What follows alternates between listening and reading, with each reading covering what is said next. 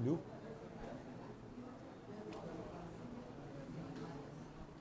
कितने लोगों ने सॉल्व किया है डीपीपी?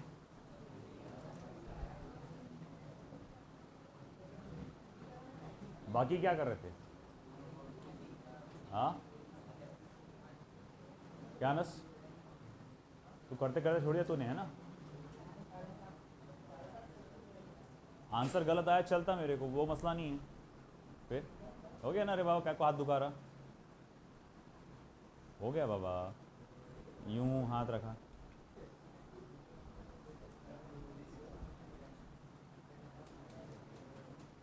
तो 15 क्वेश्चंस बताइए, कौन कौन से डिस्कस करना चाहेंगे आप? सॉरी, सेकंड और थर्ड।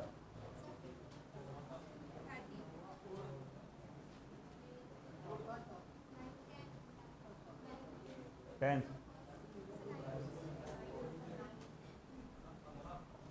ऑनेस्ट बोलो, और जो जिन्होंने सॉल्व किया वही बोलो।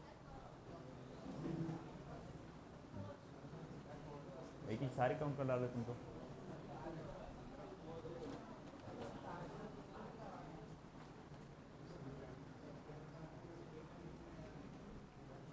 और कोई?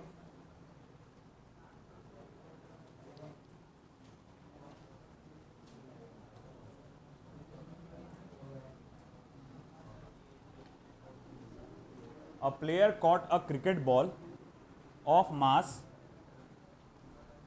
150 ग्राम।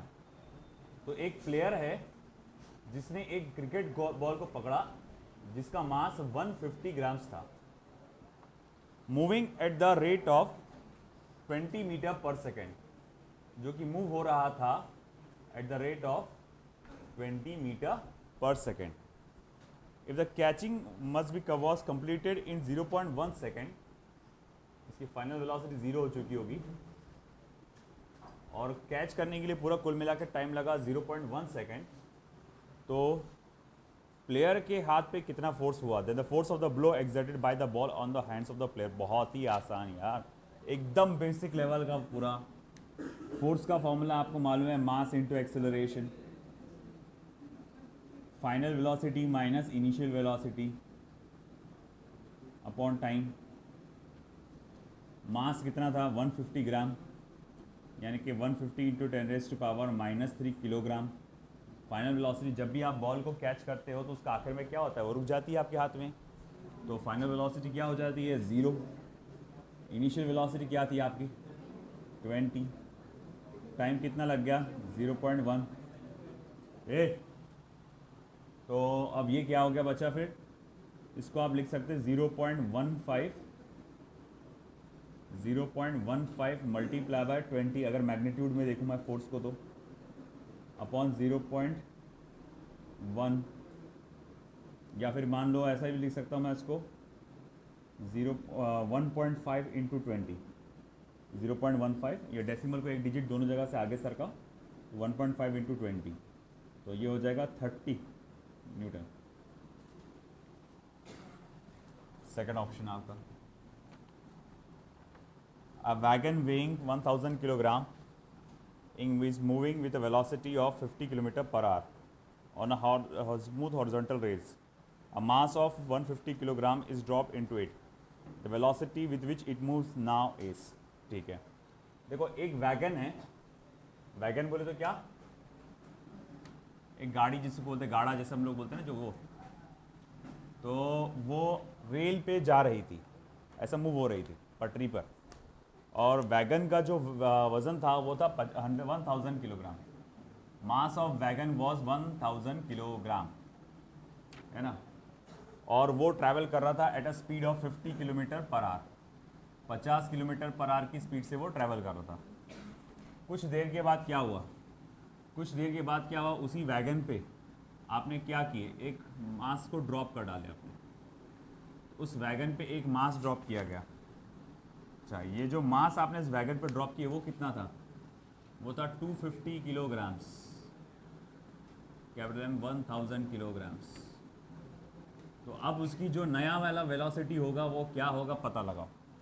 देखो यहाँ कोलिजन हुआ है, टकराव हुआ है ना? आपने, या फिर हम लोग कह सकते हैं कि सिस्टम का पहले मास अलग था और सिस्टम का बाद में मास क्या था, अलग था। यहाँ से बाहर से कोई फोर्स लग रहा है, क्या बताया क्या उसे बाहर से कोई फोर्स के बारे में? नहीं। इसका मतलब अपन यहाँ law of conservation of momentum लगा सकते हैं। तो by law of conservation of momentum, है ना, वो मास रखने से पहले जो मोमेंटम होगा और मास रखने के बाद जो मोमेंटम होगा वो सेम होगा। तो मैं कहूँगा अच्छा ठीक है, मास रखने से पहले मोमेंटम क्या था, तो बोलेंगे मास ऑफ वैगन, जिसको कैपिटल एम से दूंगा, और multiply by velocity of wagon is equals to mass रखने के बाद क्या होगा, दोनों का मास, अब क्योंकि मास तो बढ़ गया ना उसमें, अब ये भी आ गया, है ना, और अब नई वाली वेलोसिटी वैगन की, नई वाली वेलोसिटी वैगन की हमको निकालना है। तो मास ऑफ वैगन कितना है, 1000 किलोग्राम्स, वेलोसिटी ऑफ वैगन कितना है, 50। अब मास ऑफ वैगन ये आएगा 1250 मल्टीप्लाई बाय वी डैश। तो फिर अब आगे क्या, ये ज़ीरो गया, ये ज़ीरो गया, 5 1 ज़ा 525 सा है ना, 125। तो for v dash is equals to 1000 upon 25, यानी कि कितना हो जाएगा, देखो v dash is equals to 40 metre per second. तो वो आपका कितना होगा, वो वेलोसिटी 40 मीटर पर सेकेंड। आया समझ में? ये हमेशा याद रखना ऐसे प्रॉब्लम्स कि एक कुछ भी हो सकता है, गाड़ी एक रेल मूव हो रही थी, उस पर आपने सामान रख दिए, तो वो बाद में पूछेगा भाई बताओ उसकी वेलोसिटी क्या है, या फिर वो वेलोसिटी दे देगा कि अब गाड़ी की, उस रेल की वेलोसिटी इतनी इतनी हो गई, बताओ आपने कितना मास रखे थे इसके पास, है ना। इस टाइप के प्रॉब्लम आए तो उसको क्या लगाने का है, law of conservation of momentum.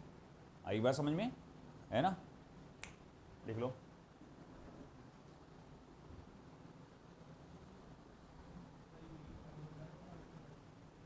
क्या हो गया, अरे हाँ, kilometre per hour, sorry, habitual और मीटर पर सेकेंड, वो लिख डाला मैंने।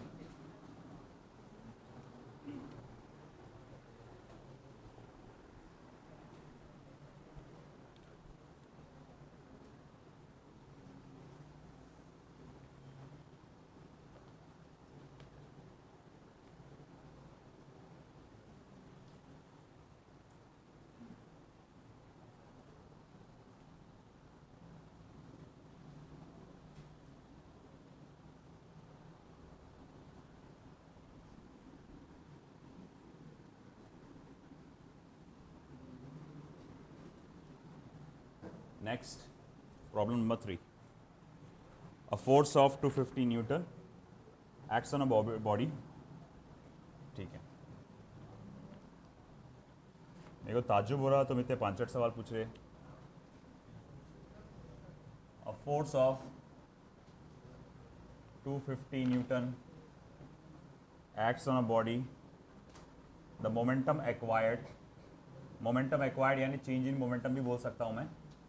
कितना दिया हुआ है आपको, 125 kilogram metre per second. What is the period, कितनी देर के लिए उस पर फोर्स लगा, कितना पांचड़ है। एफ इज इक्वल्स टू हम लोग जानते हैं delta p upon delta t होता है, तो delta t is equals to क्या हो जाएगा, delta p upon F. Delta p कितना है, 125 अपॉन 250 यानी कि 1/2 हाफ सेकेंड्स।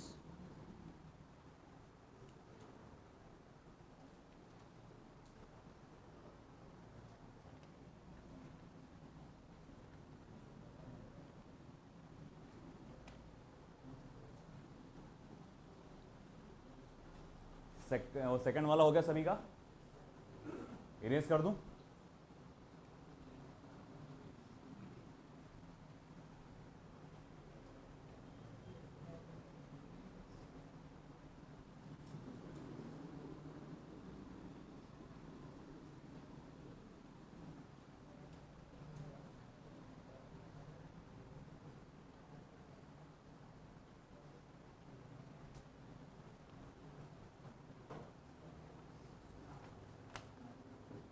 चलिए, फोर्थ वाला, 100 gram of iron ball having velocity of 10 metre per second collides with a wall at an angle of 30 degree. तो देखो फोर्थ वाला, एक बॉल है जिसका मास है 100 ग्राम यानी 0.1 किलोग्राम, वो ट्रैवल कर रहा है at a speed of 10 metre per second और दीवार से टकराता है at an angle of 30 degree और रीबाउंड करता है सेम एंगल पर विथ सेम स्पीड। अगर कोलिजन के लिए टाइम लगा था 0.1 सेकेंड, तो वो पूछ रहा है कि इस पर फोर्स कितना एक्ट हुआ ये बताओ। ठीक है, अब ये एंगल नॉर्मल के साथ है कि इसके साथ है? वॉल के साथ है, वॉल के साथ है ना। तो देखो यहाँ पर क्या दिया हुआ है, एक बॉल है जिसका मास है 100 ग्राम यानी 0.1 किलोग्राम, वो ट्रैवल कर रहा था speed of 10 metre per second से, दीवार से टकराता है वो at an angle of 30 degree, यानी कि दीवार के साथ उसने एंगल कितना बनाया 30 डिग्री का। तो मतलब मान लो कि ये पाथ ऐसा आ रहा है और ये बॉल ऐसा टकरा के गया। तो ये देखो ये है बॉल मास m और फिर टकरा के ये इस तरफ गया, दीवार के साथ उसने 30 डिग्री का एंगल बनाया। आई थिंक सो आप जानते हैं ऐसे सिचुएशन में चेंज इन मोमेंटम का शॉर्टकट फॉर्मूला क्या है, तो mv sin थीटा। तो मैं बोलूँगा देखो भैया चेंज इन मोमेंटम का फॉर्मूला है यहाँ पर ट्वाइस mv sin थीटा, है ना। जब भी आप देखते हैं कि एंगल वॉल के साथ दिया हुआ है तो फोर्स क्या होता है, तो बोले फोर्स तो delta p upon delta t होता है ना। तो वो हो जाएगा कितना, twice mv sin theta upon delta T, 2 times of 0.1, velocity कितना बोला हुआ है 10 और sin 30 कितना होता है 1/2। कितना टाइम लगा अपने को 0.1। तो देखो भाई 0.1 कैंसिल, 2 और 2 कैंसिल, देखो F इज इक्वल टू क्या बचा 10 न्यूटन, बहुत ही पांचट था, है ना।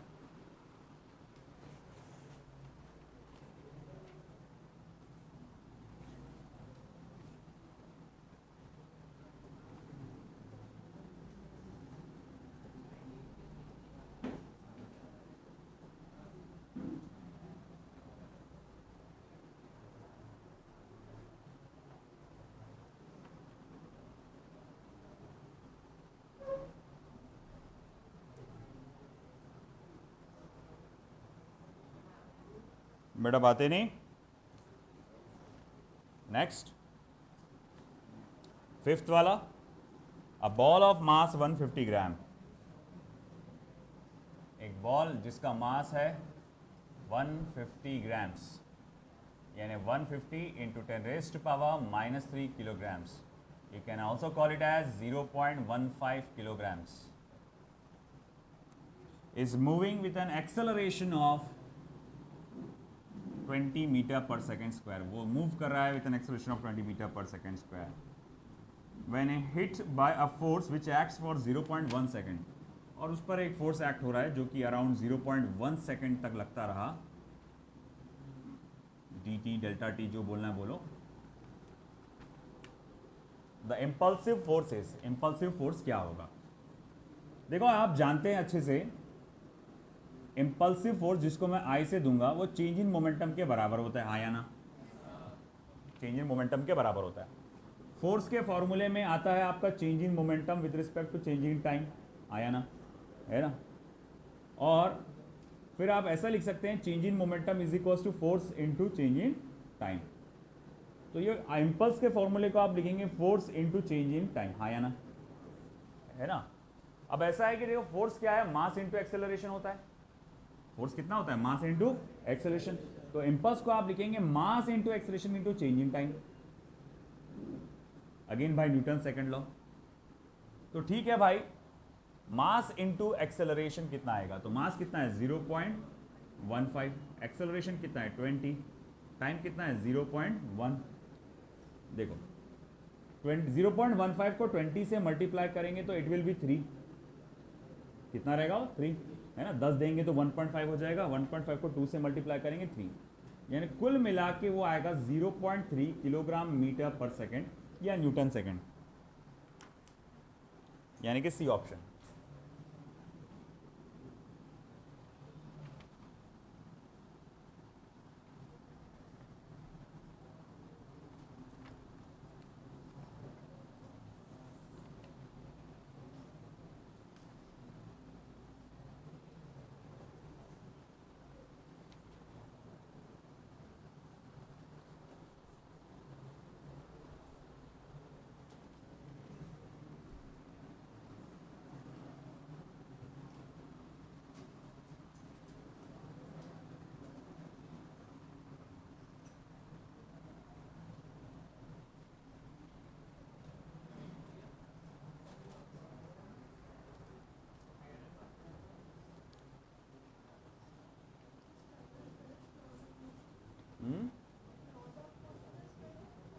लॉज ऑफ मोशन, अरे बहुत बाकी है अभी, अभी कहाँ से खत्म होता, लॉज ऑफ मोशन बहुत बड़ा चैप्टर है, अभी तो बहुत बाकी है, अभी कांस्टेंट मोशन बाकी है, इक्विलिब्रियम बाकी है, कनेक्टेड मोशन बाकी है, फ्रिक्शन बाकी है, फिर उसके बाद सर्कुलर मोशन का पार्ट बाकी है जो लॉज ऑफ मोशन में आता है, डायनामिक्स ऑफ सर्कुलर मोशन, वाह वो सबसे इंपॉर्टेंट चैप्टर है। चलो 9th, a force of 50 Dalton is act upon a body of mass 5 grams। तो हम देख सकते हैं एक फोर्स ऑफ 50 डायन्स यानी कि 50 into 10 raise to power -5 newtons acts on a body of mass 5 grams. एक बॉडी पे एक्ट हो रहा है जिसका मास है 5 grams, 5 into 10 raise to power -3 kilograms, which is at rest for an interval of 3 second, जो कि पहले रेस्ट पे था और लगातार कितनी देर के लिए लगा, 3 सेकेंड के इंटरवल के लिए लगा। तो उसने कहा है then the impulse is, impulse पूछा है यानी कि चेंज इन मोमेंटम जो कि फोर्स इनटू टाइम हो जाएगा, ठीक है। तो इम्पल्स तो चलो ठीक है वो चेंज इन मोमेंटम हो जाता है जिसको फोर्स इनटू टाइम भी बोल सकते हैं। तो भाई ठीक है, फोर्स कितने का है 50 इंटू 10 रेज टू पावर -5 का इंटू 3, तो 3 पर 150 इंटू 10 रेज टू पावर -5 यानी 0.15 न्यूटन सेकेंड या kilogram metre per second. Oh sorry -5 है नहीं, तो ये है 0.15 1 2 3 इंटू 10 रेज टू पावर -2 या फिर 1.5 इंटू 10 रेज टू पावर -3। इनमें से कौन सा ऑप्शन है वहाँ पे, सी ऑप्शन है ना, Newton second.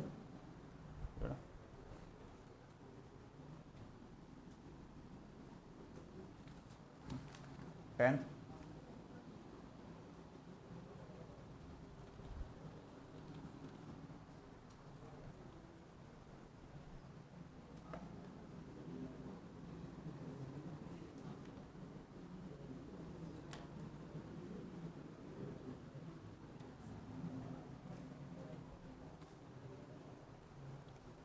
let's focus 10th, a body of mass capital M at rest explodes into 3 pieces, 2 of which mass m/4 each are thrown off in perpendicular direction with velocities of 3 meter per second and 4 meter per second respectively. The third piece will be thrown off with a velocity of, ठीक है भाई, देखो एक body है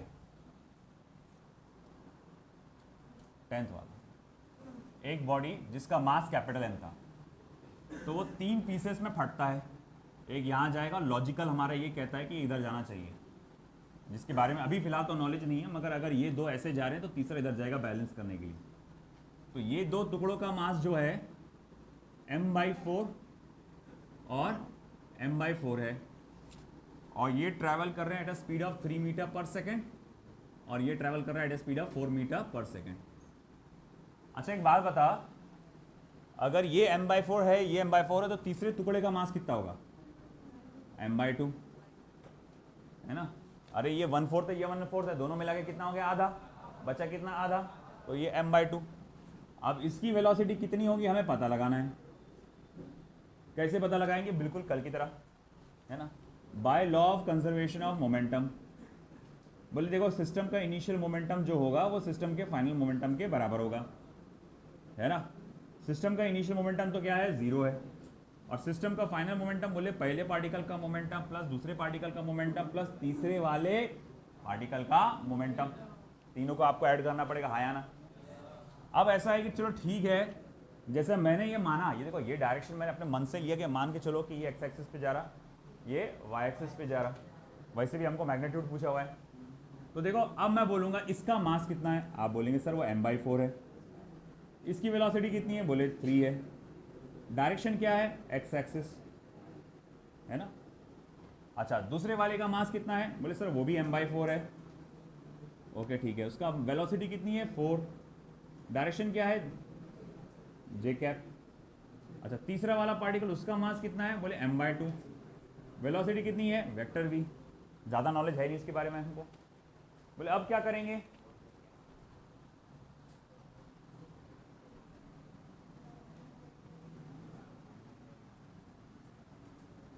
आड़े टेढ़े calculation मत करना। अगर कई लोगों को शायद यहाँ आ भी गया होगा तो उन्होंने क्या किए होंगे, 4 को कैंसिल कर दिए होंगे। ये गड़बड़ मत करना, ये पूरी के पूरे m/2 को उधर लेके जाओ, मतलब ये पूरा वाला पार्ट। तो अगर ये वो पूरा वाला पार्ट इधर आ गया तो m/2 वेक्टर v, दोनों में से एक नेगेटिव लिख डालो, मतलब ये वाले को नेगेटिव लिख देता हूँ मैं। और मैं क्या करता हूँ, इन दोनों में से m/4 को कॉमन निकाल लेता हूँ। तो मैंने m/4 को कॉमन निकाला, 3i cap plus 4j cap, m और m हुआ कैंसिल, 2 और ये कैंसिल हो गया। वेक्टर v इक्वल्स टू फिर क्या आया -1/2, या माइनस साइन को भी अंदर भेज डालो, -3i कैप -4j कैप। आया समझ में। अब आगे क्या कर रहे हैं आप, इसका मैग्नीट्यूड ले रहे हैं। तो मैग्नीट्यूड लेंगे, 3 और 4 का मैग्नीट्यूड क्या आता है, याद है किसी को, 5। 3 और 4 का कॉम्बिनेशन आपको क्या देता है 5। तो ये हो जाएगा, देखो v इज इक्वल्स टू क्या हो जाएगा 2.5 मीटर पर सेकेंड।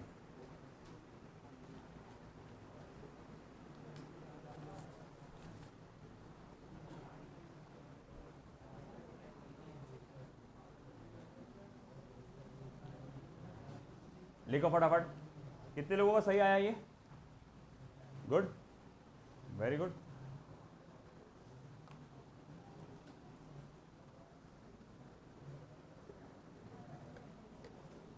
सो हम बातें करने लिए आया, बातें करने आया, फिर इधर ध्यान दे। रुको, तुम्हारे लिए कल एक स्पेशल गिफ्ट लेके आता मैं, मंगाया मैंने, बोला कि मेरे को भी दो एक चीज़। जहाँ जा रहा हूँ तो उन्होंने मस्त एक ऐसा पाइप लेकर आए है, उससे ज़बरदस्त बैठती, बस पता नहीं चलता कहीं, मतलब निशान नहीं पड़ते उससे, मतलब बॉडी पे,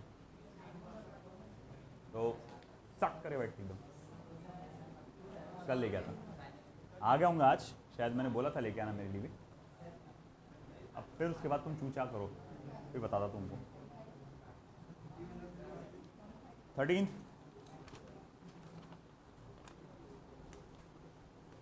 देख लो फटाफट।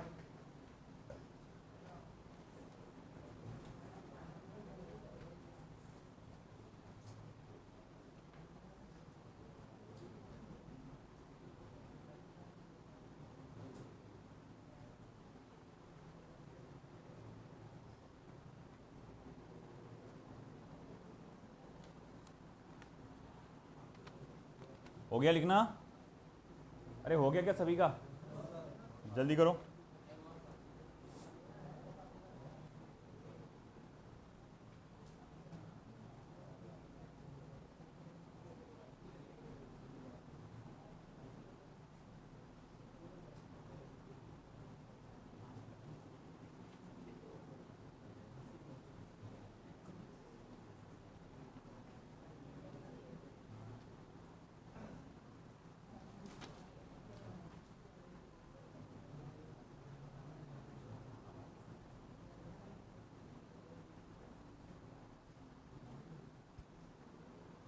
चलो देखो, problem number 13।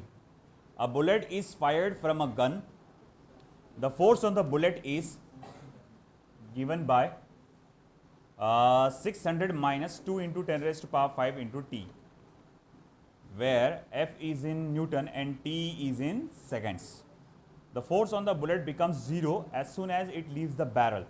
What is the average impulse imparted to the bullet? अच्छा ठीक है, average impulse imparted to the bullet. Average के लिए क्या, एवरेज फोर्स लगता है आपको मल्टीप्लाई बाय टाइम, या इंटीग्रेशन ले सकते हैं आप फोर्स इनटू टाइम का, अगर force as a function of time रहा तो। देखो, अगर आपको इम्पल्स निकालना है तो हमें क्या करना पड़ेगा,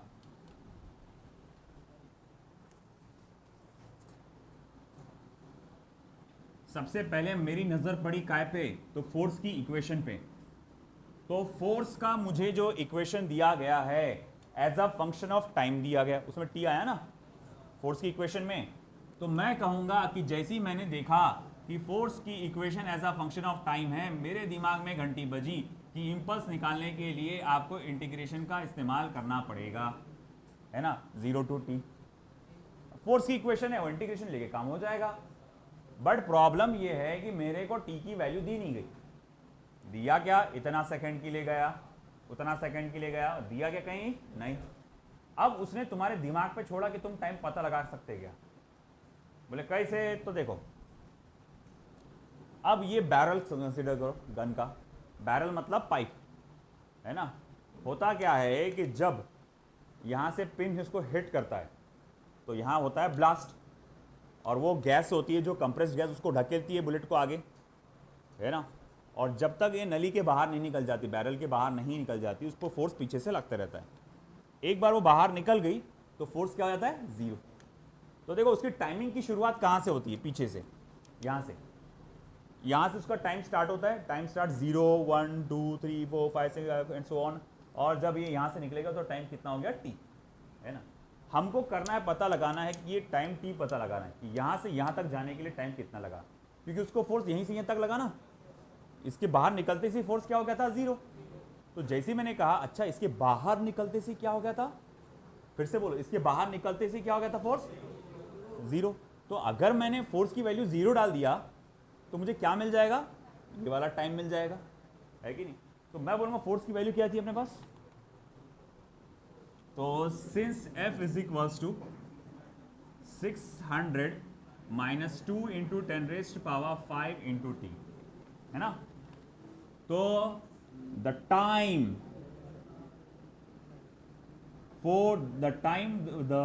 the force was experienced by the bullet can be obtained as, force की वैल्यू डालो 0, 600 माइनस 2 इंटू 10⁵ इंटू t। इसको उठा के इधर ला लो, 2 into 10⁵ into t is equals to 600, ठीक है। t equals to 600 upon 2 into 10⁵, 2 1 ज़ा 2, 300 ज़ा, तो ये हो जाएगा 300 इंटू 10⁻⁻5, या फिर आप इसको बोल सकते हैं 3 इंटू 10⁻³ सेकेंड्स। तो देखो मेरे पास टाइम की लिमिट आ गई आखिरकार, मुझे पता चल गया कि फोर्स जो लगा था वो कितनी देर के लिए लगा था। अब मुझे क्या करना है, इम्पल्स कैलकुलेट करना है। तो इम्पल्स कैलकुलेट करने के लिए मैं क्या करूंगा कि भैया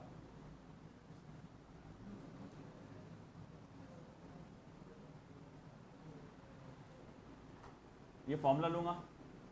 देखो I is equal to integration of F कितना बेटा, 600 minus 2 into 10⁵ into t dt। Limits डाल दो आप, लिमिट्स क्या आ जाएंगे, 0 to 3 इंटू 10⁻⁻5।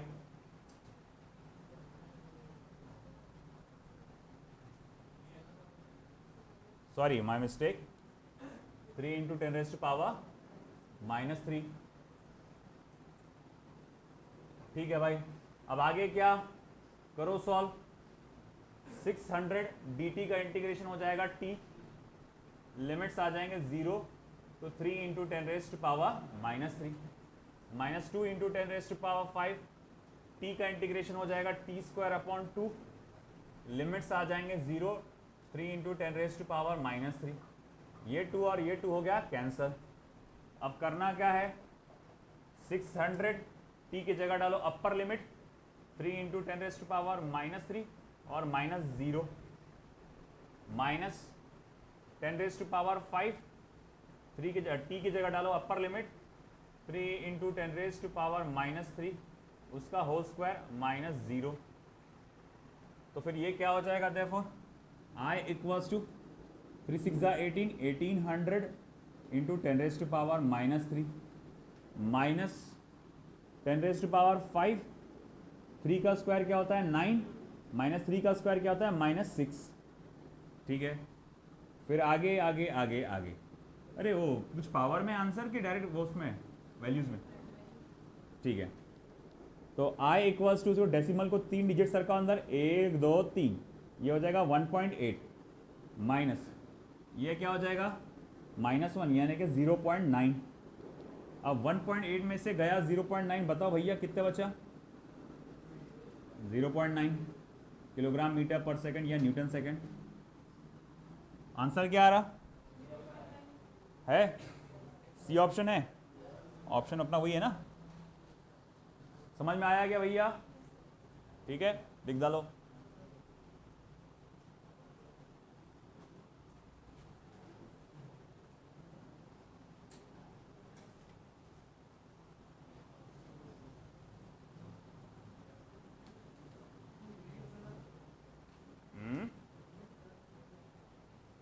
क्या हो रहा दानिया?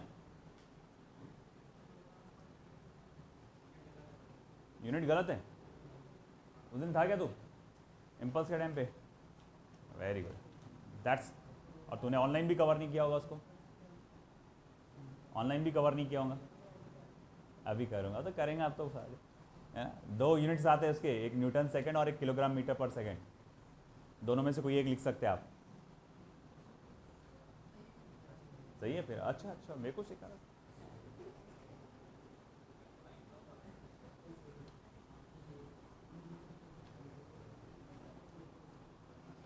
बस ब्रेक आ गया।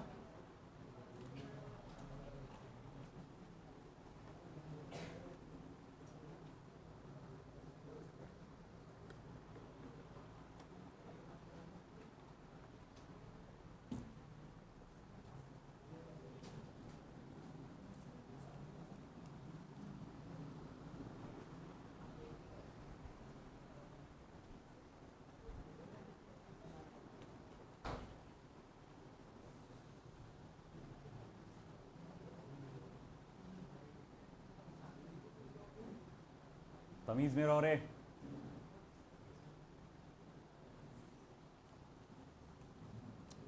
एंड द लास्ट वन,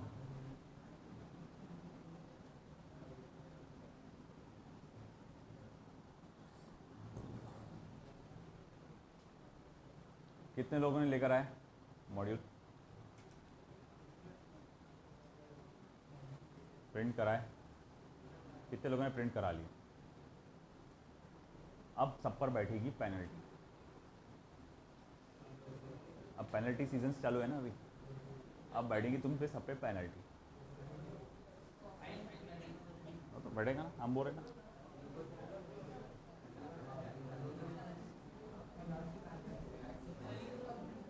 बोलता ना, जरा होने देना, ऑफ द रिकॉर्ड बोलना पड़ेगा।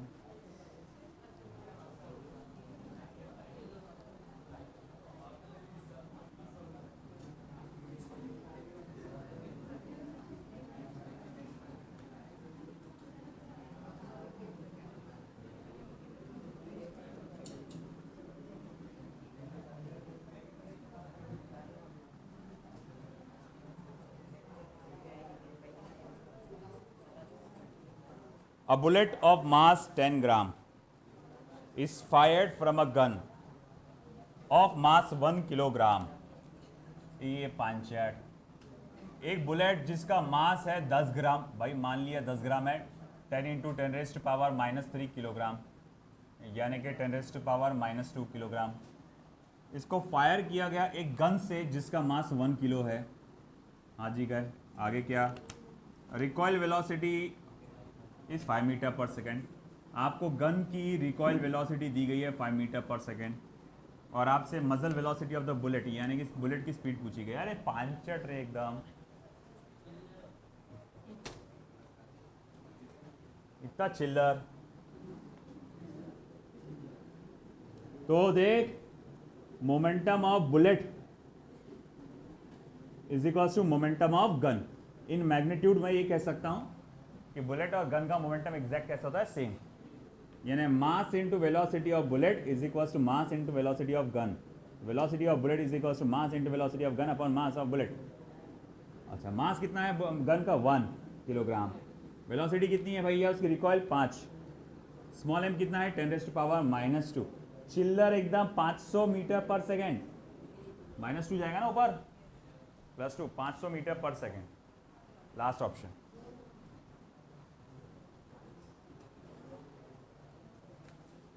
यार ये इतना आसान नहीं कर रहे, तुमसे कोई बात पूछ रहे। चलो, व्हाट्स द स्कोर? 15 में से 15 करेक्ट किसी के? गुड। 14, 13 का स्कोर? गुड। 12 का score? Okay, that's also good. 11 का स्कोर? 11 का स्कोर? 10 का स्कोर?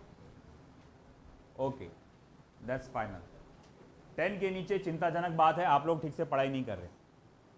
आप लोग रेगुलरली फिर ध्यान दे नहीं रहे हैं, आपको बार बार वो नहीं कर रहे हैं जो रिवीजन करना चाहिए प्रॉब्लम्स को। ठीक है, यहाँ ख़त्म होता है डीपीपी हमारा। अब बढ़ते हैं आगे हम लोग अगले पार्ट पे। अमजद, स्प्रे स्प्रे स्प्रे दो, स्प्रे।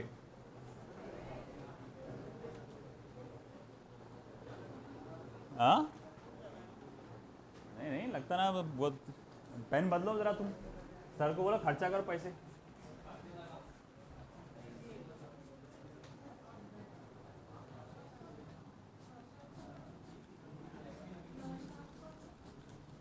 क्यों? हाँ बोल देंगे।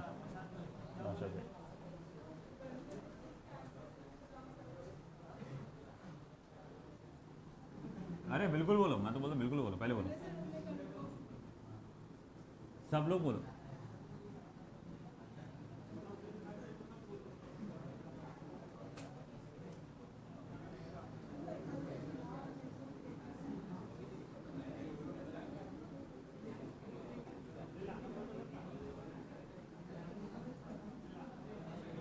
पेन दूसरी लाओ, ये पूरा वो कर रही, चिकट हो जा रहा है उसका, थोड़ा ब्लैक वो छोड़ रही इसके ऊपर।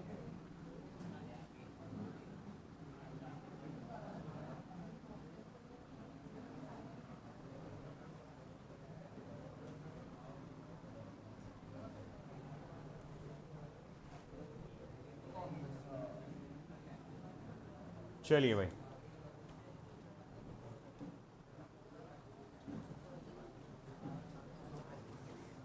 आगे बढ़ने से पहले अब हमको जो अगला पार्ट लेना है वो है फ्री बॉडी डायग्राम।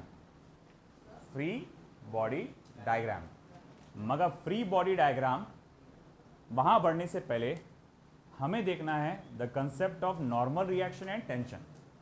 इसको लिखना नहीं है, बस आपको समझना है ना। थोड़ा सा ये अलग पार्ट हो जा रहा।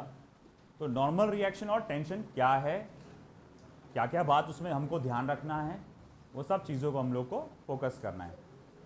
देखो, नॉर्मल रिएक्शन होता क्या है?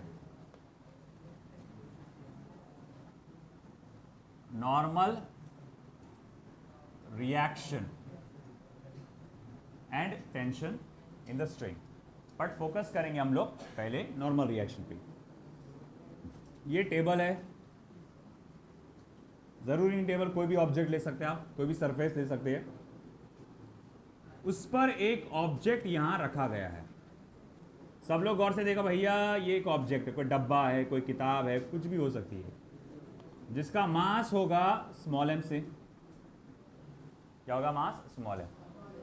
अब ऐसा है कि उसका जो वजन है, जिसको हम लोग कहते हैं ग्रेविटेशनल फोर्स, वो क्या कर रहा है? उसको नीचे खींच रहा। ग्रेविटी उसको क्या कर रही? नीचे खींच रही। अब जब ग्रेविटी उसको नीचे खींच रही तो वो कहां जाना चाहेगा? नीचे जाना चाहेगा। मगर उसको नीचे जाने से रोकने के लिए हमने बीच में डाल दिया एक सरफेस, है ना। और वो सरफेस क्या प्रोवाइड कर रहा है? नॉर्मल रिएक्शन, मतलब रिएक्शन दे रहा है उसको, मतलब वो जाना चाह रहा है नीचे। अब उसके रास्ते में कौन आ गया? टेबल आ गया, है ना। आप जाना चाह रहे हो वहां पर सामने, मगर रास्ते में कोई लोग आ गए, आप क्या करते? हटा के जाने का, अरे हटो रे, यू करके जाने की कोशिश करते। तो वैसे ही वो ऑब्जेक्ट क्या हुआ? वहां पर आ गया। अब ऐसा है कि हम चाहते हैं कि भाई ठीक है, अगर मान लो कि आपके ऑब्जेक्ट का वजन 2 किलो है, या मान लो 20 न्यूटन है, तो आपका जो टेबल है या जो सरफेस है उसको बैलेंस करने के लिए ऊपर की तरफ फोर्स लगाएगा 20 न्यूटन का। बोले ऐसे कैसे लगाएगा? ये स्प्रिंग में देखो कैसा होता है नॉर्मल रिएक्शन, ये सब क्या होते हैं, ये एक किस्म के इलेक्ट्रोमैग्नेटिक फोर्स होते हैं। यहां पर मान लो ये एटम्स हैं या उनके न्यूक्लियस पकड़ लो जो प्रॉपरली एक सीक्वेंस में अरेंज है ना। आपको ये सभी चीज को मालूम होगा, केमिस्ट्री में आपने पढ़े होंगे और आगे जाके पढ़ेंगे। Crystal structure of an material जो भी कहा जाएगा, सारे एटम्स जो होते हैं एक स्पेसिफिक ऑर्डर में होते हैं। उसके बालों को बाद में सहलाओ, इधर ध्यान दो, है ना। अहमद तेरे को बोल रहा मैं इधर। तो भैया अब ऐसा है कि ये सारे एटम्स एक स्पेसिफिक ऑर्डर में होते हैं। तो ये जो हमारा ऑब्जेक्ट था उसके ये एटम्स या न्यूक्लियस बोलो एक स्पेसिफिक ऑर्डर में है। फिर उसके बाद ये जो नीचे एक टेबल है, तो हमने देखा कि नीचे ये जो टेबल है, टेबल के मॉलिक्यूल्स या एटम्स ये भी एक स्पेसिफिक ऑर्डर में होंगे, है। ये बिल्कुल एक स्प्रिंग की तरह अटैच होते हैं। आप ऐसा समझो कि इनमें सब में स्प्रिंग लगा हुआ है। सच में नहीं लगा रे भाई, इमेजिन करो ऐसा कि सब में क्या लगा हुआ है, स्प्रिंग। तो एक स्प्रिंग के जैसा एक मैकेनिज्म है, ऐसा समझ के चलो आप। अगेन मैं बोल रहा हूं फिर से, सच में स्प्रिंग नहीं लगा है, अपन इमेजिन कर रहे कि क्योंकि उसका फोर्स बिल्कुल स्प्रिंग के जैसा है। स्प्रिंग का काम क्या होता है, जब आप उसको दबाते हैं वो क्या करता है, अपोज करता है, वापस अपनी पोजीशन पे आता है। खींचते हैं तब भी क्या होता है, अपोज करता है, वापस अपनी पोजीशन पे आने की कोशिश करता है। नींद आ रही? नींद पूरी नहीं हुई रात को? क्यों? किससे बातें कर रहा था? दोस्तों से बात कर रहा हूं मैं, तुम गलत समझते हो। तो भाई देखो यहां पर, हाँ इसी तरह से यहां पर भी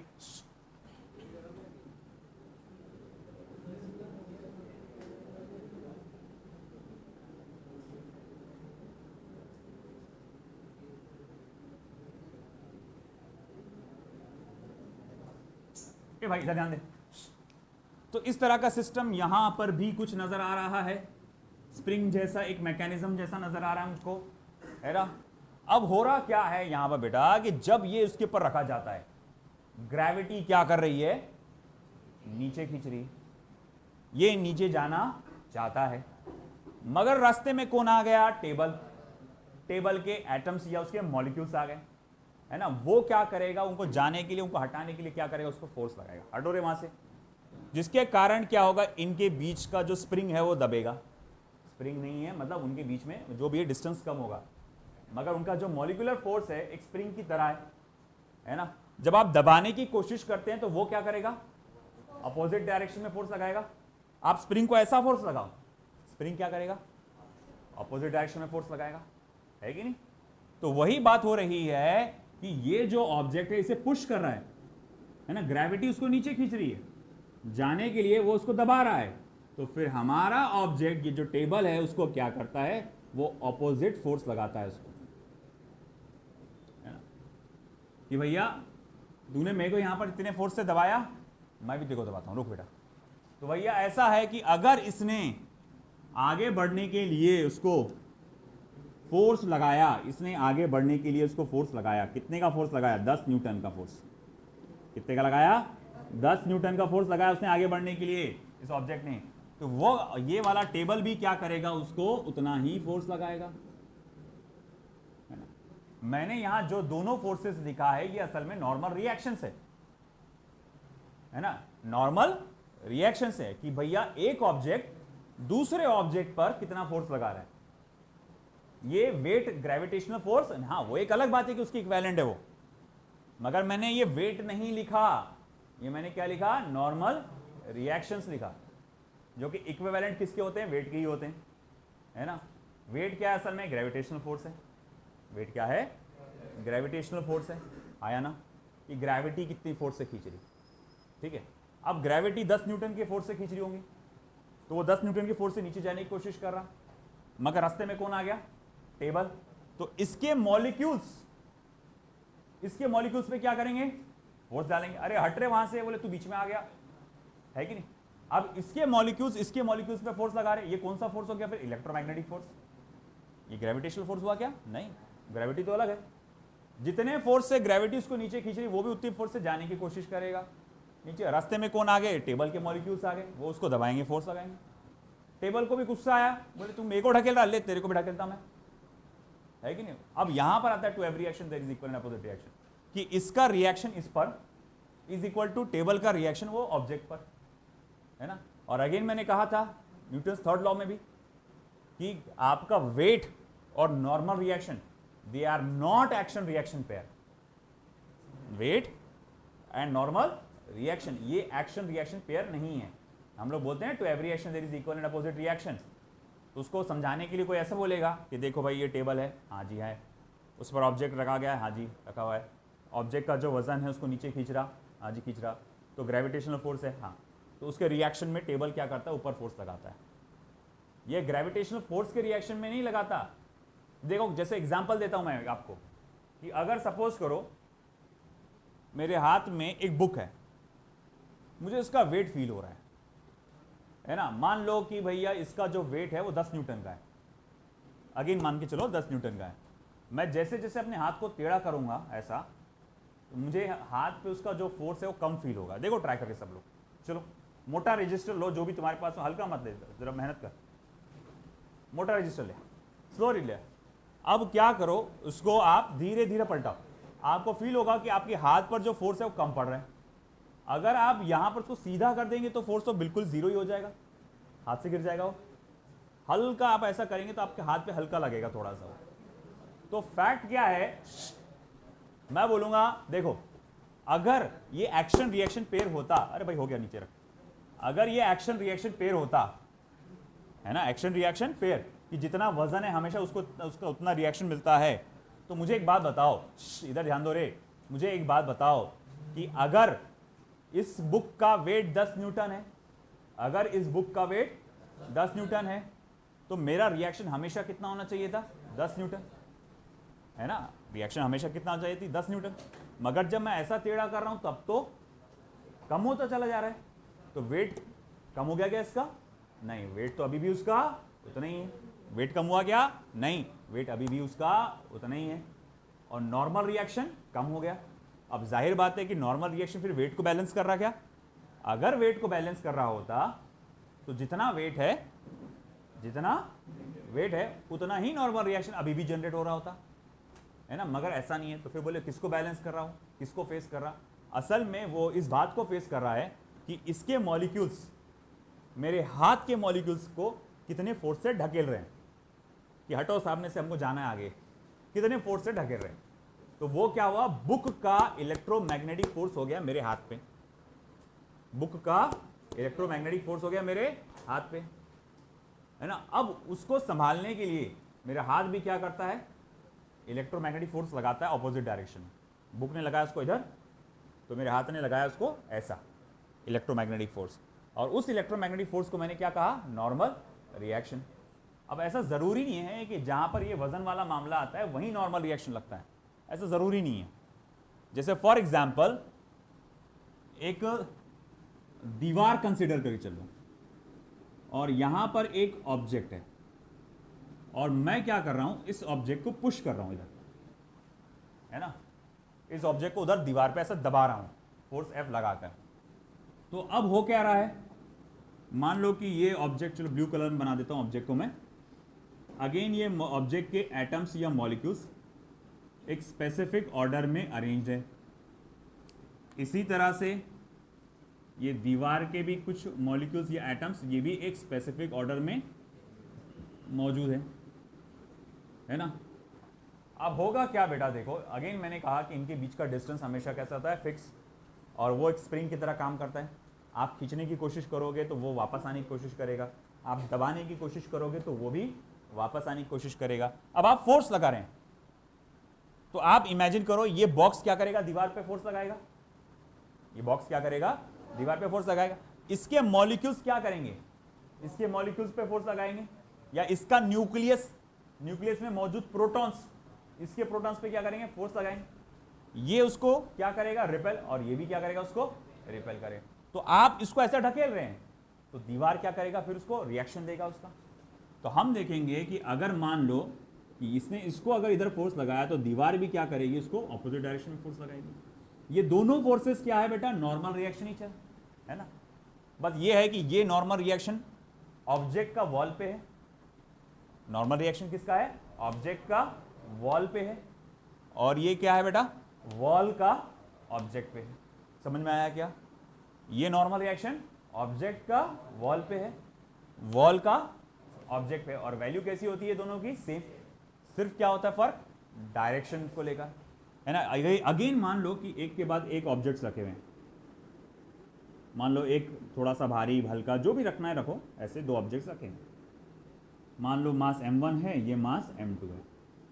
आप इसको धक्का देके क्या कर रहे हैं, फोर्स लगा के ढकेल रहे हैं आगे, है ना। फोर्स लगा के आप इसे क्या कर रहे हैं, ढकेल रहे हैं। तो अब होगा क्या, आप इसको ढकेलेंगे, ये इसको ढकेलेगा, आप इस पे फोर्स लगाएंगे, ये m2 पे फोर्स लगाएगा, है कि नहीं। अब आप चुपचाप खड़े हो, आपको कोई ढकेल रहा, तो अब जब करके निकल जाते क्या आगे, नहीं, आप क्या करते, थोड़ा सा रिएक्शन पीछे की तरफ रेजिस्ट करते अपने मोशन को। तो भाई आप जैसा कि किसी चीज को ढकेलना चाह रहे, जैसे मैं इसको ढकेलना चाह रहा, आगे सरकाना चाह रहा, मान लो ये जो सरफेस है एकदम फ्रिक्शनलेस है, जो भी है, तो जब मैं इसको लोटूंगा तो ऐसा नहीं कि धक्का लगाते से आगे सरकेगा, ऐसा है क्या, नहीं, थोड़ा पुश करना पड़ेगा। और जब मैं लगातार पुश कर रहा हूं तो मेरे फिंगर्स पर ये जो बॉटल है उसका एक फोर्स मुझे फील होगा। जब मैं इस बॉटल को ढकेलूंगा, है ना, मेरे फिंगर्स उस बॉटल को ढकेल रहे हैं, तो मेरे फिंगर्स के मॉलिक्यूल क्या कर रहे हैं, बॉटल के मॉलिक्यूल पे फोर्स लगा रहे हैं, मूव हो रहा है वो, नो डाउट मूव हो रहा है। तो मैं बोलूंगा मेरे फिंगर्स के मॉलिक्यूल बॉटल के मॉलिक्यूल्स पे क्या कर रहे हैं, फोर्स लगा रहे हैं। और उसी वक्त ये बॉटल के मॉलिक्यूल्स क्या करेंगे, या न्यूक्लियस जो भी आइटम, वो क्या करेंगे, मेरे फिंगर्स के मॉलिक्यूल पे उतना ही फोर्स लगाएंगे जितना मैं उसको लगा रहा हूं। तो ये भी क्या होगा कि देखो इसी तरह से कि ये इसके मॉलिक्यूल्स क्या करेंगे, इसके मॉलिक्यूल्स पर या इसके इलेक्ट्रॉन्स बोलो, इसके प्रोटॉन्स पे क्या करेंगे, न्यूक्लियस पे क्या करेंगे, फोर्स लगाएंगे। तो ये आएगा normal reaction of first object on the second object, normal reaction of the first object on the second object, यानी इसके एटम्स या इसके न्यूक्लियस जो कि पॉजिटिवली चार्ज है ना, या फिर मैं सीधे सीधा बोलता हूँ इसके चार्ज, है ना, इसके चार्ज पे क्या करेंगे, फोर्स लगाएंगे, उसको आगे ढकेलेंगे। मगर ये अपने आप को थोड़ा सा अपोज करेगा, तो वो मोशन को अपोज करने के लिए ये भी क्या करेगा, उसको अपोजिट फोर्स लगाएगा। तो है ना, force by the second object on the first object, normal reaction. तो ये दोनों भी क्या है, वैल्यूज में कैसे होते हैं, सेम ही होते हैं, तो इसको एनिज बोलते हैं अपन, नॉर्मल रिएक्शन। आई क्या बात समझ में। तो जब भी कोई चीज, कोई ऑब्जेक्ट को आप सरफेस पे रखते हैं, जब भी कोई ऑब्जेक्ट को आप सरफेस पे रखते हैं, ग्रेविटेशन की वजह से नीचे जाना चाहता है वो, मगर रास्ते में कोई आ गया ऑब्जेक्ट, तो उसको हटाने के लिए वो क्या करेगा, वहां से उसको फोर्स लगाएगा, हटो वहां से। जैसे पानी है ना, पानी में मॉलिक्यूल्स का जो रहता है स्ट्रक्चर, ये बहुत कमजोर होता है ना, वो बराबर ऐसा फिक्स रहता है कि अपनी जगह पे नहीं, मॉलिक्यूल्स इधर उधर बिखरते रहते हैं। तो जब पानी में कोई ऑब्जेक्ट रखते हैं तो वो क्या करता है, ऑब्जेक्ट आराम से उनको हटाकर रास्ते से वो नीचे चला जाता है ना। कोई भी चीज़ अगर मान लो कि ये बीकर है, और बीकर में क्या है कि कई सारे हमारे पानी, तो उसके मॉलिक्यूल से कुछ इस तरह से मान लो अरेंज है। मैं क्या करूँगा, एक भारी भरकम ऑब्जेक्ट को यहाँ पर रख दूंगा, वो क्या करेगा, इन मॉलिक्यूल्स को हटाते हटाते कहाँ चले जाएगा, नीचे चला जाएगा। क्यों ऐसा, क्योंकि पानी के मॉलिक्यूल्स में एकता नहीं है ना, वो एकता नहीं है, सब अपनी अपनी सोच के चलते कि भाई मैं बच जाऊँ तो भाग जाते हो। तो इसी वजह से वो क्या हो जाता, पत्थर उनको चीरते हुए कहाँ चले जाता, बीच में नीचे चले जाता है ना। मगर यहाँ के मॉलिक्यूल्स जो सॉलिड होते हैं, उनके मॉलिक्यूल्स में क्या होती है, एकता होती है, सब एक दूसरे को पकड़ के बैठते हैं, सब लोग एक दूसरे का साथ देते हैं, उसको ऑब्जेक्ट को नीचे आने नहीं देते। ग्रेविटी उसको नीचे खींच रही, ग्रेविटी से बुला रही, मगर वो रास्ते में कौन आ गया, टेबल आ गया, वो जाने नहीं दे रहा उसको। तो इसने इसके मॉलिक्यूल्स पे फोर्स लगाया, तो इसने भी इसके मॉलिक्यूल्स पे फोर्स लगाया, उसको क्या बोला आपने, नॉर्मल रिएक्शन। और ज़रूरी नहीं कि वेट का ही मामला हो, अगर सादा फोर्स भी हो, जैसे कि आपने क्या करा, फोर्स लगाया, एक बॉक्स को ढकेला, बॉक्स ने दीवार पे फोर्स लगाया, तो बॉक्स के मॉलिक्यूल्स ने दीवार के मॉलिक्यूल्स पे चार्जेस पे फोर्स लगाया, और चार्जेस के वॉल के चार्जेस ने फिर बॉक्स के चार्जेस पे फोर्स लगाया। ये भी क्या हुआ, नॉर्मल रिएक्शन ही हुआ। आया पॉइंट समझ में आपको। सिमिलरली अगर ऐसा कोई दो बॉक्स एक साथ है, आप उसको पुश कर रहे हैं, इसके एटम्स, इसके मॉलिक्यूल्स, इसके चार्जेस को क्या करेंगे, पुश करेंगे, रिपेल करेंगे, है ना, और इसके चार्जेस को रिपेल करेंगे, क्योंकि यहाँ पर इलेक्ट्रोमैग्नेटिक फोर्स आ गया, है ना, to every action there is equal and opposite reaction. इसने इसको रिपेल करा तो उसने भी इसको क्या करा, रिपेल करा। तो इस तरह से ये चलता है मैकेनिज्म। तो ये था कंसेप्ट ऑफ नॉर्मल रिएक्शन। तो ये कंसेप्ट समझो नॉर्मल रिएक्शन क्या है। नीट के पॉइंट ऑफ व्यू से देखा जाए तो बहुत आसान होता है, बहुत बेसिक लेवल के क्वेश्चन आते हैं नीट के पॉइंट ऑफ व्यू से देखा जाता है, बहुत बेसिक लेवल, इजीली कर लोगे, हाँ भूल भी जाओगे, इजीली कर भी लोगे और इजीली भूल भी जाओगे अगर आप बार बार रिवाइज नहीं करोगे। हाँ JEE में थोड़ा सा टेंशन लेना पड़ता है। सो हाँ, और कौन कौन JEE वाले, हाँ तो भाई नबील, तो JEE में थोड़ा सा टेंशन लेना पड़ता है क्योंकि JEE में चैलेंजिंग क्वेश्चंस आते हैं, है ना, बहुत भारी भारी क्वेश्चंस आते हैं JEE में इसके, है ना। तो भी फिर भी आप जैसा कि अगर इसके बेसिक कंसेप्ट से चिपके हुए रहे और उस पर फोकस्ड रहे अच्छे से, तो वो भी आप इजीली कर लेंगे इंशाल्लाह। चलो ये समझाइए नॉर्मल रिएक्शन कंसेप्ट। अब समझो कंसेप्ट टेंशन का। कपड़ा कहाँ गया,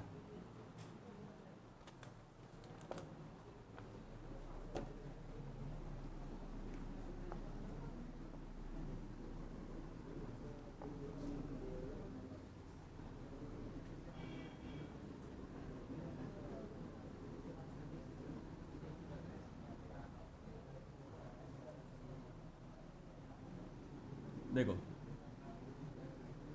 टेंशन इन द स्ट्रिंग का,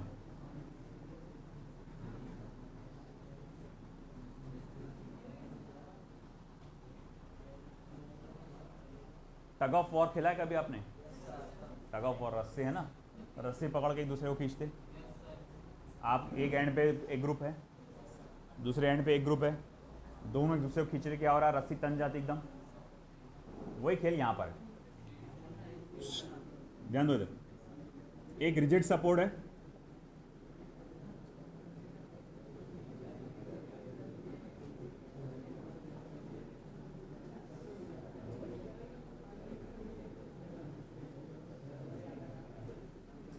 एक बॉक्स है, एक बॉक्स है जिसका मास क्या है, m, और मान के चलो कि इसके एटम्स इस तरह से अगेन अरेंज्ड हैं।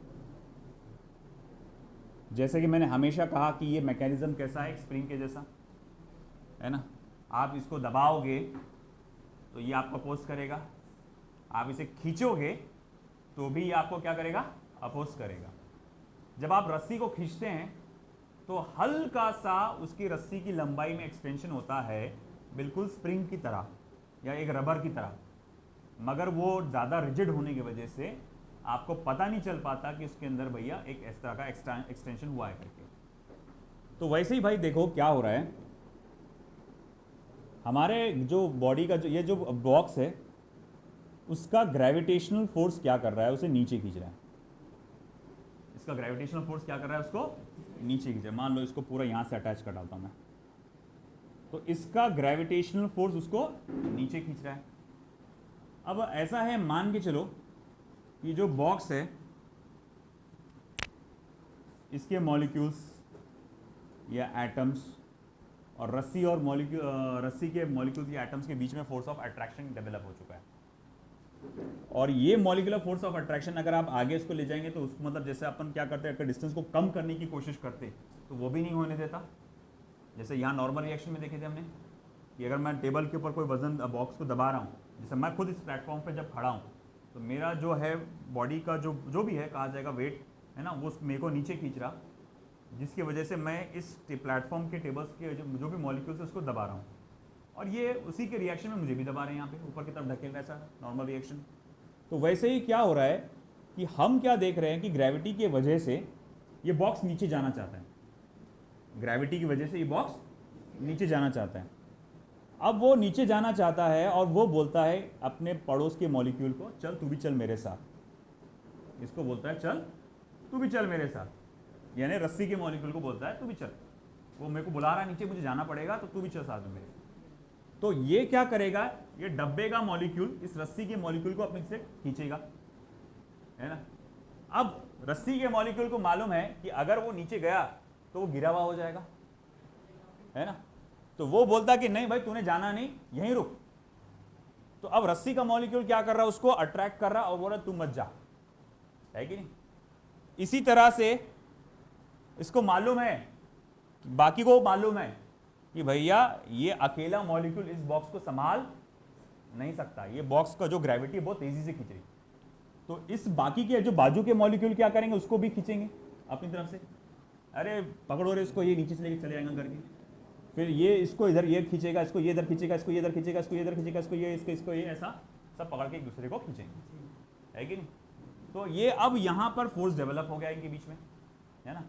ये इधर खींच रहा है, ये इधर खींच रहा है, ये उसको क्या कर रहा है, ऊपर खींच रहा है। मतलब इनका फोर्स लग रहा है ऊपर, जबकि ग्रेविटी इसको क्या कर रही है, नीचे खींच रही है। और ये जो फोर्स ऊपर लग रहा है वो भी क्या है, टेंशन। इसको क्या बोलते हैं, tension in the string.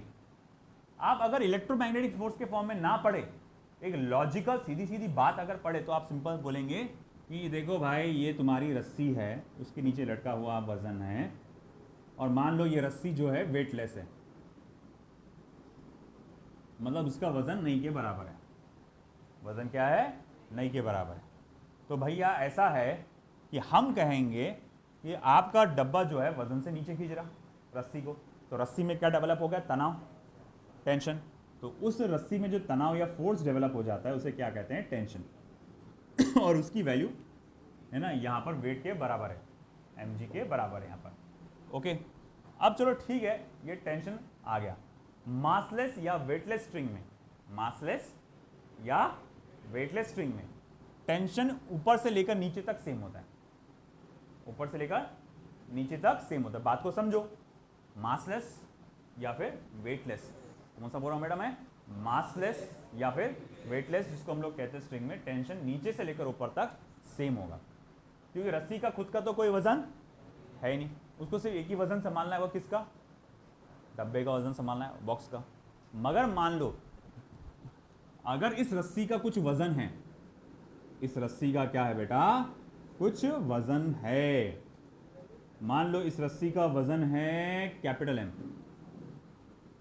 Mass M है, तो वेट हो जाएगा कैपिटल mg। अब इस रस्सी का कुछ ना कुछ खुद का भी वजन है, इस रस्सी का खुद का भी वजन है। तो अब मैं देखूंगा कि हर एक पॉइंट पर टेंशन अलग अलग होगा, हर एक पॉइंट पे टेंशन अलग अलग होगा। इसको लॉजिकली समझो, कोई इलेक्ट्रोमैग्नेटिक फोर्स के जरिए समझने की जरूरत नहीं, लॉजिक समझो। नीचे के पॉइंट को, सबसे नीचे वाले पॉइंट को सिर्फ एक वजन को संभालना है, वो है डब्बे के वजन को, है कि नहीं। अगर मैं बोलूंगा ये आधा वाला पॉइंट पकड़ा मैंने, ये आधे वाला बीच, आधे बीच का एक पॉइंट पकड़ा मैंने रस्सी का, इस पॉइंट को कितना वजन संभालना है, डब्बे का वजन संभालना है, साथ ही साथ रस्सी का भी आधा वजन संभालना है कि नहीं। फिर अगर मैं बोलूंगा सबसे ऊपर वाले बंदे को पकड़ो यहां पर, तो उसको डब्बे का भी संभालना है और पूरी रस्सी का भी संभालना है कि नहीं। तो भाई बता, सबसे ज्यादा फोर्स किस पे लगेगा, ऊपर वाले पे, है ना, उससे कम बीच वाले पे, और सबसे कम लास्ट वाले पे, है ना। तो भाई हम वही देख रहे हैं ना कि अगर रस्सी का खुद का कुछ वजन है तो वहां पर टेंशन हर एक पॉइंट पे अलग अलग होता है। हाँ, अगर वेटलेस मासलेस है तो कैसा रहेगा, पूरा शुरू से लेकर आखिर तक सेम रहेगा, उसमें कोई फर्क नहीं पड़ता। मगर उनका खुद का वजन रहा तो अलग, हर एक पॉइंट पे अलग अलग रहेगा। फिर सवाल उठता है हम कैलकुलेट कैसे करते हैं टेंशन ऐसे मामले में। तो हमें सिंपली क्या करना है कि देखो, ये पार्ट का जो मास है और ये पार्ट के मास को आप मल्टीप्लाई कर दो, यानी T इज इक्वल टू, ये ऐसा हो जाएगा m/2 plus small m, m/2 याद आई है ना ये बीच का, तो ये प्लस स्मॉल m इंटू जी, तो बोले ये टेंशन हो जाएगा आपका। अच्छा ठीक है, आपने बोला बीचों बीच, ये जो पॉइंट लिए थे आपने क्या लिए थे, बीचों बीच लिए थे, अरे हाँ या ना। तो आपने तो इजीली बता दिया कि पूरी रस्सी का मास, उसको उठा रहे भाई, क्या लगा करे हाँ?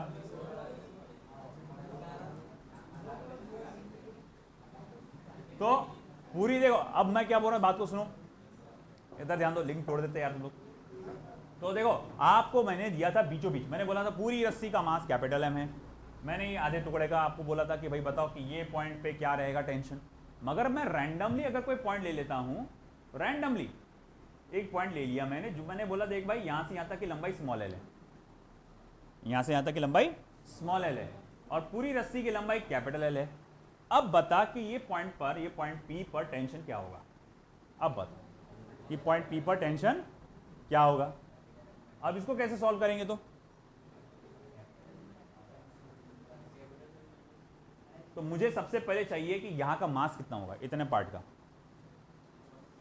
चल मुझे एक बात बता, तू गया दुकान पे, है ना, देखो एक बेहतरीन चॉकलेट का डब्बा नजर आया, है ना, तूने दुकानदार से पूछा कितने का, बोले डब्बा 100 रुपए का है, कितने चॉकलेट है, तो बोले 200 चॉकलेट है। तूने जेब में हाथ डाला और तेरे को पता चला तेरे पास 3 ही रुपया है ना, तो अब बता तू कितने चॉकलेट्स खरीद पाएगा। 6। जब मैंने ये बोला कि भाई तू 3 रुपए है तो तू बोलेगा 6 चॉकलेट्स दे दो करके, तेरे को कैसे मालूम कि ये तेरे को 6 चॉकलेट्स ही मिलेंगे। तूने क्या कर हिसाब लगाया पहले कि तेरा पूरी जो टोटल नंबर ऑफ क्वांटिटी है, टोटल क्वांटिटी जो है 200 चॉकलेट्स की, उसका प्राइस कितना है 100 रुपए। तो तुमने टोटल क्वांटिटी को टोटल प्राइस से डिवाइड किए 200/100। उसने तुमको क्या दिया कि 1 रुपए में कितना मिलेगा 2। उसने नॉलेज दिया तुमको, अच्छा 100 में 200 यानी 1 में 2, है ना। तो तुमने क्या करे, टोटल क्वांटिटी को टोटल प्राइस से डिवाइड करके ये पता लगाए कि 1 रुपए में 2 चॉकलेट्स मिलेंगे, है ना। क्या करे आपने, टोटल क्वांटिटी को टोटल प्राइस से डिवाइड करे और पता लगाए कि 1 रुपए में 2 चॉकलेट मिलेंगे। फिर आपने जेब में हाथ डाले, निकले कितने 3 रुपये, है कि नहीं, इतनी मेरे पास उतना ही है। अब आपने इन दोनों को क्या करें मल्टीप्लाई, तो आपको मिल गया कि अच्छा मेरे को इतने चॉकलेट्स मिलेंगे। अब ऐसे ही समझो टोटल रस्सी का मास कितना है कैपिटल एम, लंबाई कितनी है कैपिटल एल, मास कितना है कैपिटल एम, लंबाई कितनी है कैपिटल एल। चलो नंबर्स में लेते हैं। पूरे रस्सी का लंबाई है मान लो 10 सेंटीमीटर, पूरी रस्सी की लंबाई कितनी है 10 सेंटीमीटर। मास है उसका, इमेजिन कर लो, मास है उसका इमेजिन कर लो 50 ग्राम, 50 ग्राम 10 से थोड़ा एक काम करते रुको, मास समझ लो 20 ग्राम है इसका, थोड़ा आसान लेते हैं 20 ग्राम। रस्सी की लंबाई कितनी, रस्सी की लंबाई कितनी 10 सेंटीमीटर, मास कितना 20 ग्राम। यानी अगर मैं आपसे पूछा बता 3 सेंटीमीटर में फिर कितना मास आएगा 6 ग्राम आएगा ना। अरे भैया 10 सेंटीमीटर लंबी रस्सी में, अरे भाई कितनी लंबी रस्सी है 10 सेंटीमीटर, क्या कशा कितनी लंबी रस्सी है, मास कितना है 20 ग्राम, है ना, मास कितना है 20 ग्राम। अगर 10 सेंटीमीटर लंबी रस्सी में मास 20 ग्राम है तो मैं बोलूँगा 3 सेंटीमीटर लंबी रस्सी का मास कितना होगा 6 ग्राम। तूने कैसे निकाला, तूने टोटल मास को टोटल लेंथ से डिवाइड किया, 20/20 ग्राम्स डिवाइडेड बाय 10 सेंटीमीटर, तो तेरे को पता चल गया कि 1 सेंटीमीटर में कितना मास आता 2 ग्राम। फिर तूने बोला तेरी रस्सी का टुकड़ा कितना है फिर 3 सेंटीमीटर का, तो उसमें कितना आएगा, तो 3 सेंटीमीटर को तूने क्या करा उससे मल्टीप्लाई कर दिया। वही नंबर के बजाय अल्फाबेट्स में देखो, टोटल रस्सी का मास कितना है कैपिटल एम, टोटल रस्सी की लंबाई कितनी है कैपिटल एल, तो उसके 1 मीटर की लंबाई में कितना मास होगा, तो उसके लिए आप क्या करेंगे capital M divided by capital L, तो ये बता देगा कि आपको 1 मीटर की रस्सी में कितना मास होगा। अब आपके पास कितनी लंबी रस्सी है स्मॉल एल, है ना, उससे मल्टीप्लाई कर दो, तो इसने आपको ये बता दिया कि इतने टुकड़े का मास कितना है। समझा गया, पूरे मास को आपने क्या करे पूरे लंबाई से मल्टीप्लाई करे। जैसे पूरा मास कितना था रस्सी का 20 ग्राम, उसको क्या किए थे आपने पूरी लंबाई से डिवाइड किए थे जो कि कितना था 10 सेंटीमीटर, m/l क्या दिया था उसने मास पर यूनिट लेंथ जिसको म्यू से भी बोलते हैं, तो वो था 2 ग्राम पर सेंटीमीटर, यानी 1 सेंटीमीटर में 2 ग्राम। मैं बोलूँगा मेरे पास कितनी मास है, तो बोले ये कितनी लंबी रस्सी है, तो बोले 3 सेंटीमीटर की, तो बोले एक काम करो फिर 3 सेंटीमीटर लंबी रस्सी से उसको क्या करो मल्टीप्लाई कर दो, तो पता चला कितना हुआ फिर 6 ग्राम, है ना। वैसे ही तो बोले m/l इंटू एल, तो ये बता देगा कि इतने का मास कितना है। फिर ये डब्बे का मास कितना है, तो बोले small m into small g। तो इस तरह से आपको करना क्या पड़ता है, ये इतने टुकड़े का कभी कभार आपको लेंथ दे देता है, और आपको इतने टुकड़े का मास निकालना पड़ता है, प्लस ये वाले डब्बे का मास निकालना पड़ता है, मल्टीप्लाई बाय जी करते हैं आप, और आपको पता चल जाता है टेंशन इन द स्ट्रिंग, है ना। तो देखो भाई, अगर स्ट्रिंग आपका वेटलेस ना हो, अगर स्ट्रिंग आपका मासलेस ना हो, फिर से सुनो भाई मेरी बात, सब लोग इधर ध्यान दोगे, अगर स्ट्रिंग वेटलेस ना हो, अगर स्ट्रिंग मासलेस ना हो, उस सिचुएशन में, है ना, अगर किसी भी पॉइंट का आपको टेंशन पूछता है तो क्या करेंगे आप, पूरे रस्सी के मास को पूरी रस्सी की लंबाई से डिवाइड करेंगे, पूरे रस्सी के मास को पूरी रस्सी की लंबाई से डिवाइड करेंगे, और फिर नीचे से जो लंबाई बताई गई है, जो लटकी हुई लंबाई है, उससे मल्टीप्लाई करेंगे, तो ये आपको मिल जाएगा इतने टुकड़े का मास, प्लस नीचे वाले डब्बे का मास, नीचे वाले डब्बे का मास मल्टीप्लाई बाय जी, तो ये आपको मिल जाएगा टेंशन इन द स्ट्रिंग। आई बात समझ में आपको। अब ये बात आपको ध्यान में रखना है, आपको लिखने की जरूरत नहीं है, आप बस उसको याद रखो इस चीज़ को लेकर, ठीक है। तो ये पार्ट नॉर्मल रिएक्शन और टेंशन का हुआ। जो अगला पार्ट है फ्री बॉडी डायग्राम, मैं वो कर लूँगा, फ्री बॉडी डायग्राम, और कल हम लोग फ्री बॉडी डायग्राम और इक्विलिब्रियम का जो पार्ट है वो स्टार्ट करेंगे। ओके, चलिए आज के लिए इतना ही काफ़ी है।